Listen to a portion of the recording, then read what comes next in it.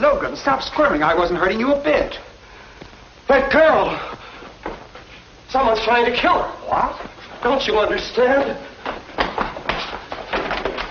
I just saw a girl being murdered in that hotel across the street. I've got to go.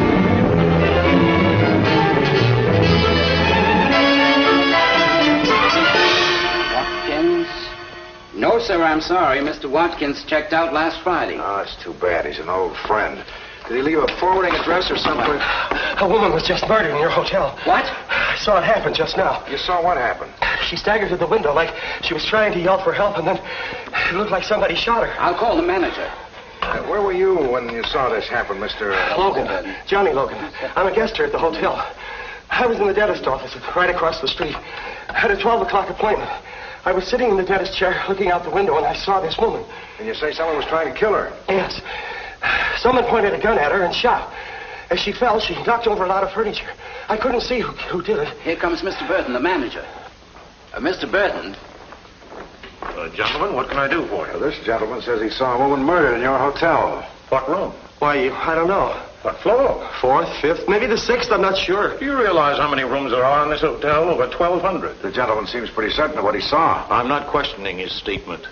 I'm only pointing out that it wouldn't be practical for me to have to go to 1,200 doors and ask if anybody's been murdered. You take over, Mr. Maggs. Yes, sir. If anybody's been murdered, we'll know. We'll get complaints. I'm trying to tell a woman has been murdered. Maybe I can help you, Mr. Logan. Are you the hotel detective? I'm a private investigator. Where'd you say this dentist's office is? Just across the street. Let's go over there. Maybe we can determine the room where you saw this happen. Dr. Martin, this is Mr. Barnett, a detective. Oh, about that business at the window. Did you see it happen? Well, I'm afraid I was looking at a rather bad bicuspid. You were sitting in the chair. Yeah, right here. You're a little shorter than I am. I'd have put your head in about this position, right? Yeah. I remember now. It was one of those windows just about even with the ledge of this window. I can see 3 windows above the ledge from this position. Well, it was one of those windows, but I'm not sure which one. That'll make it the 5th floor. The first 3 windows off the corner. Let's get over there and see what we can find out. Okay, Doctor. You're welcome, sir.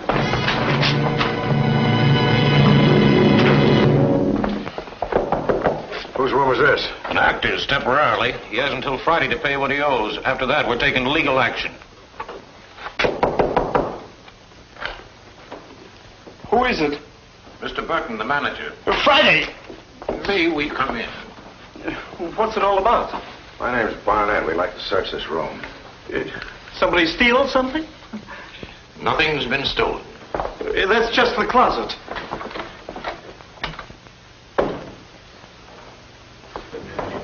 This is just the bathroom. Mind if I have a look? Now, look, there's no need for all this. I know what you're looking for. I was a fool to think I could get away with it. It's in here, in the bathroom.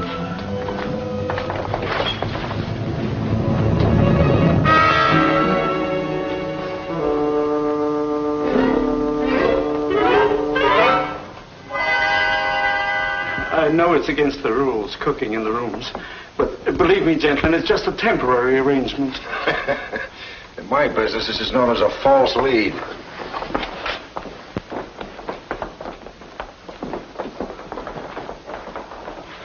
I'll see you later. Well, I'm sure this can all be straightened out. It's just a matter of waiting for radio to come back.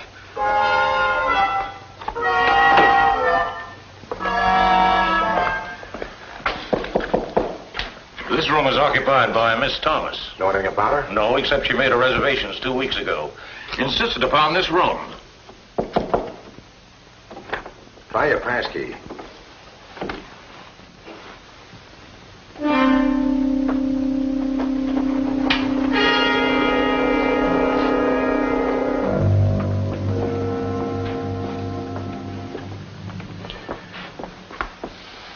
Does this look like the room, Mr. Logan? It could be. I couldn't see very far into the room, but the telephone was near the window like that. She knocked it over. The telephones are in the same place in all the rooms on this floor. Oh. Well, it has to be one of these rooms. If any. Shall we go, Mr. Barnett? What's your hurry? Miss Thomas may come back. I'd rather not have my guests upset.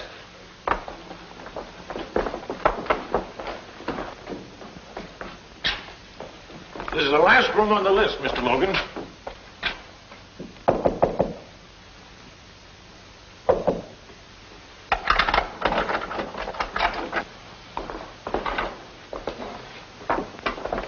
Where's the body? Looks like there'd been a fight or something in here. Yes. And this might be the room where the girl was killed? Yeah, it could be. Of course. And after the girl was killed, the body just got up and walked away. Mr. Barnett, I have several appointments. I think this is an imposition. Is that the bedroom? Yes. I suggest we take a look at it. I don't have a key for that door.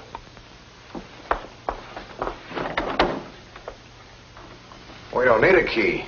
This has gone far enough. It's quite evident that Mr. Logan is a victim of hallucinations. Are you trying to say I'm crazy? I'm saying we never found a body because there never was one.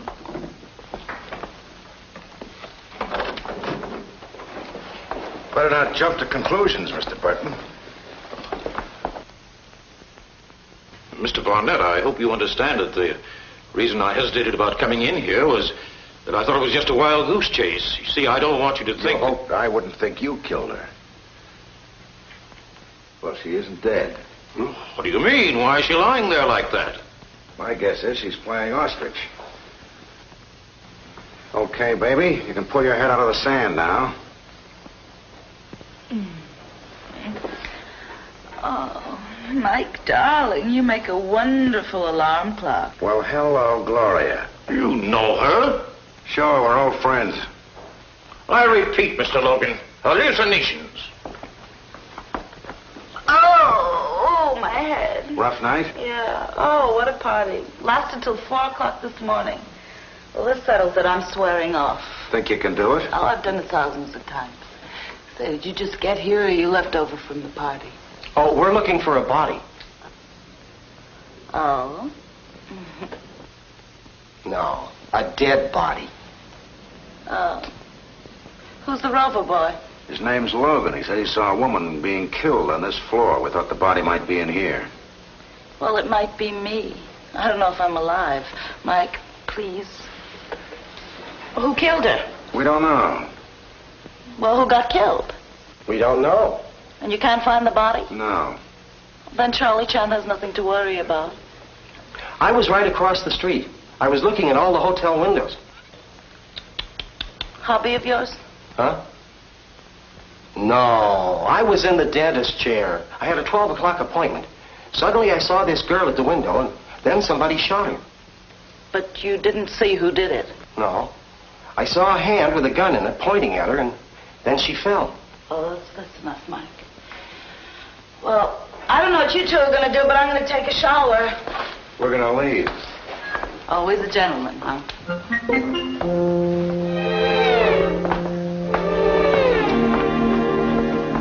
Could I have my key, please? Certainly. Looks like we've hit a dead end, Mr. Logan. If you need me, I'm up in room 718. Excuse me, what time did the young lady in 507 check in last night? You know, the blonde. What? Last night she checked in this morning. This morning, are you sure? Yes, sir, at 9 o'clock. Was she sober? Why, certainly. I never register anyone when intoxicated. You talking about yourself or the guests?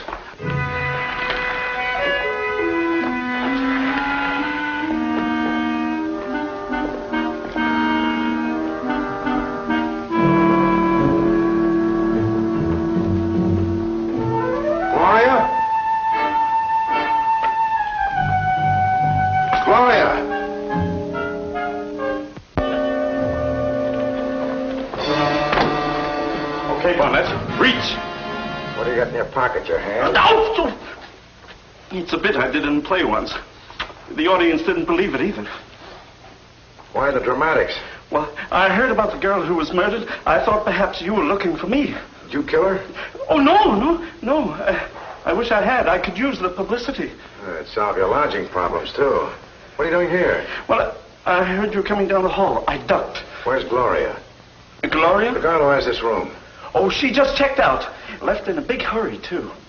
Well, I'll be seeing you. Just a minute, sonny boy. You still haven't explained what you're doing here. Well, I got in the wrong room, that's all. I want explanations, not double talk. Now, let go, will you?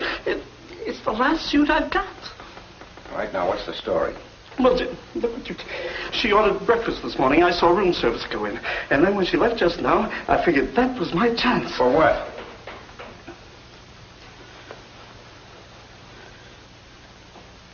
Piece of toast. I missed breakfast this morning. Here. Try the dining room for a change. I do not accept charity. This is for your sterling performance just now. No, I just can't... Well, if it's for professional services, to be or not?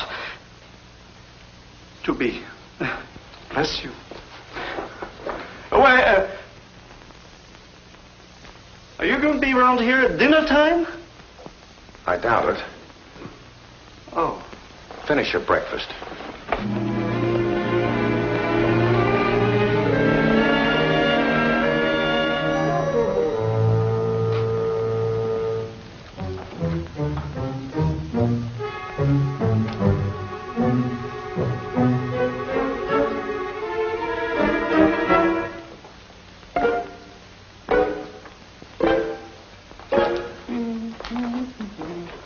Looking for someone? Oh, well, why, yes. As a matter of fact, Mr. Barnett, I was looking for you. Looking or spying? Well, the manager saw you go upstairs again, and he sent me up to keep an eye on you, as he put it.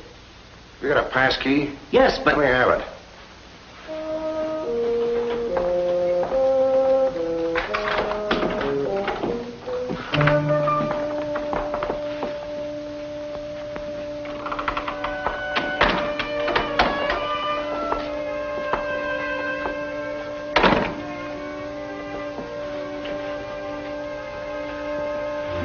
Logan was sitting in the dentist's office across the street.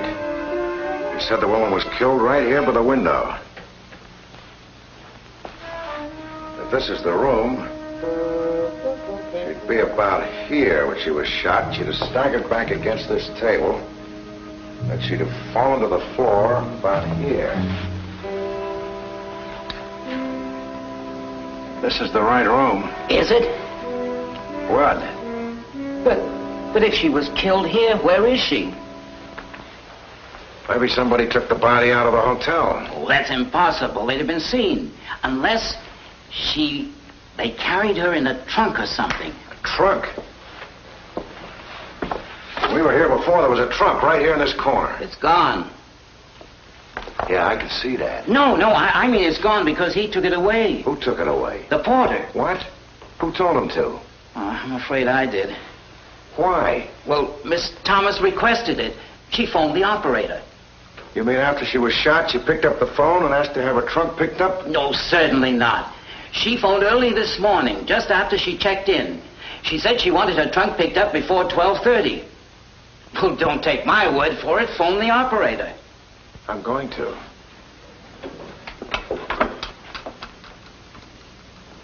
Operator, this is Mike Barnett. I'm in room 505 with Mr... Meggs. The desk clerk, Mr. Meggs. Yes. Did Miss Thomas phone this morning and ask to have her trunk picked up? She did. Did she make any other phone calls from this room? I see. Will you check with the other operator and let me know? Thanks. Do you know where the trunk was being delivered? Yes, to Grand Central Station.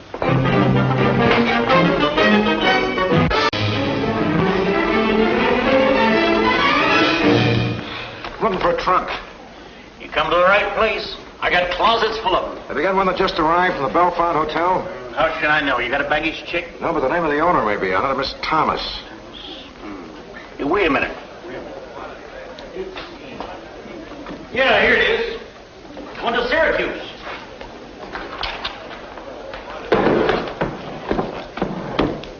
I'd like to open it. Gotta have a claim check. Oh, detective, huh? What's in it, a body? That's what I'd like to find out. This mess of keys, you can open it yourself. Little one there ought to work. You was joking about there maybe being a body in there, wasn't you? No, I wasn't. Oh.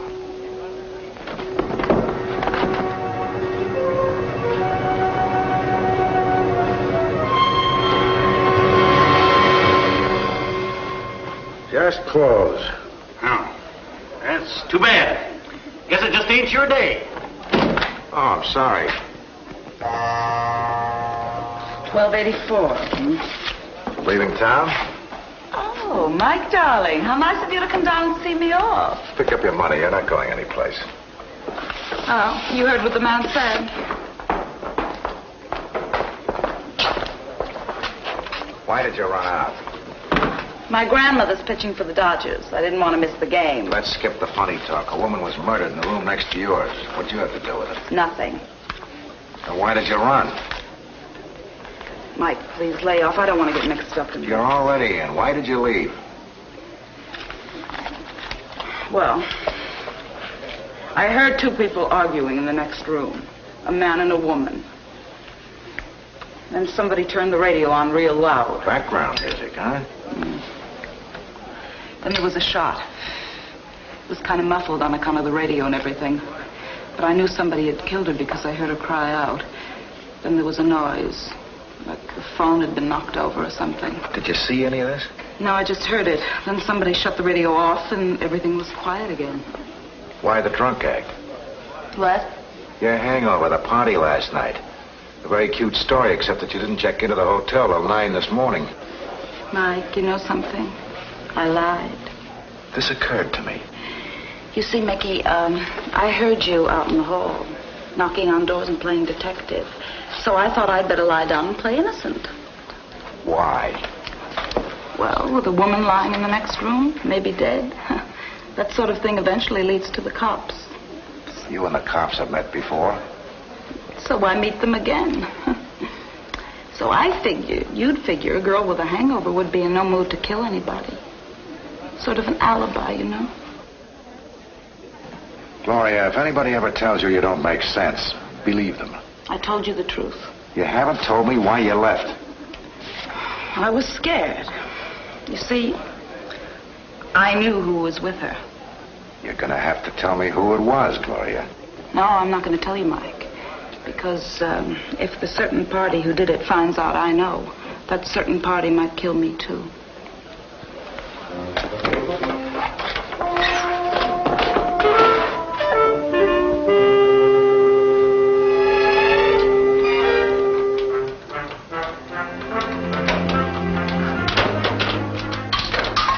You can pick it up later after you get through talking to the police. You know something, Mickey? You're a heel.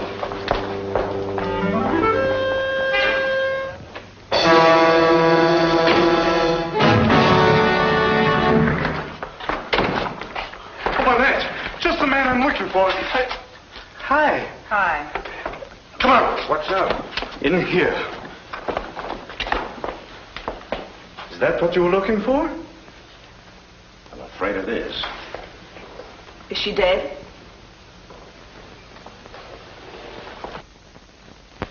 Shot just below the heart.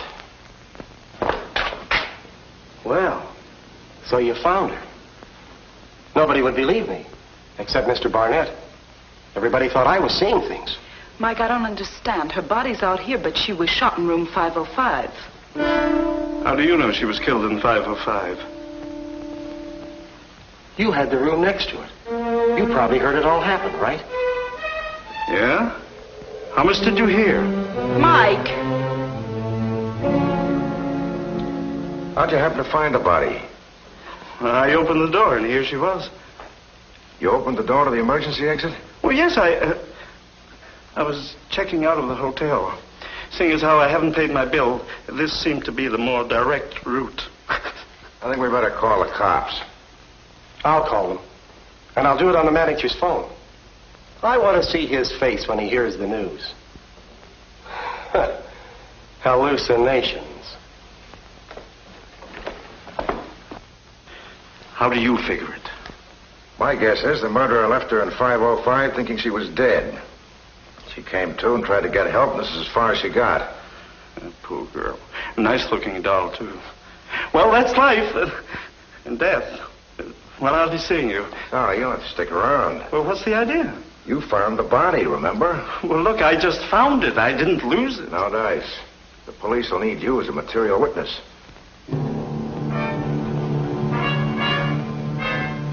That goes for you, too, Glove. Come on. Doc?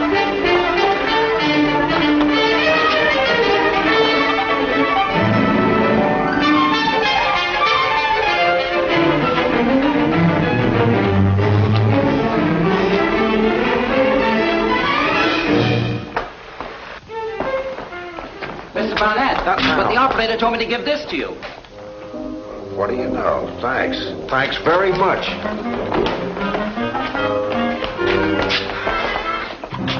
No autographs. Well?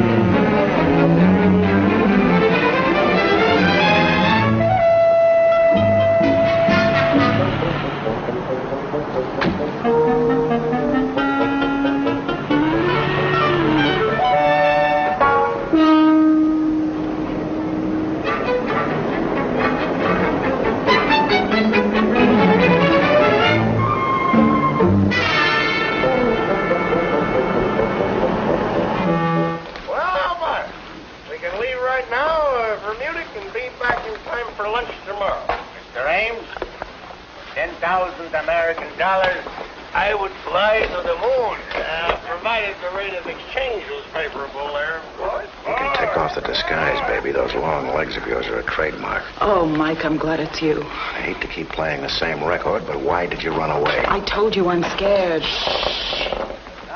You say you know who killed her. Maybe it's about time you talked. She was killed at 11 o'clock. So? Johnny Logan said he saw her killed at 12. Did you hear that, Johnny? She says it all happened an hour earlier. How did you know I was here? I saw you follow me in. Will you please keep quiet back there? I can't hear the picture. From the phone operator at the hotel. She says the phone in room 505 fell to the floor a few minutes after 11, not 12. That's 2 witnesses against you. Sort of punctures a few holes in my alibi, doesn't it? You saw the murder committed, all right, but not from the dentist chair.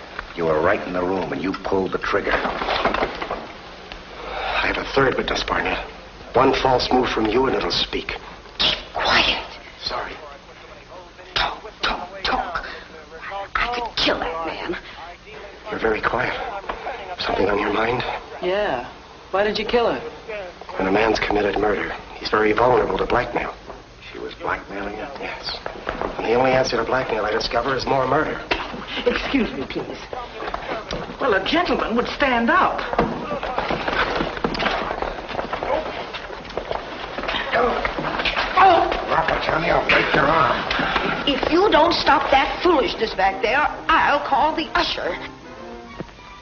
We're leaving right now, lady. Good riddance. Exactly my sentiments. Let's go, Johnny. I missed the ending. What happened? The butler did it. Oh.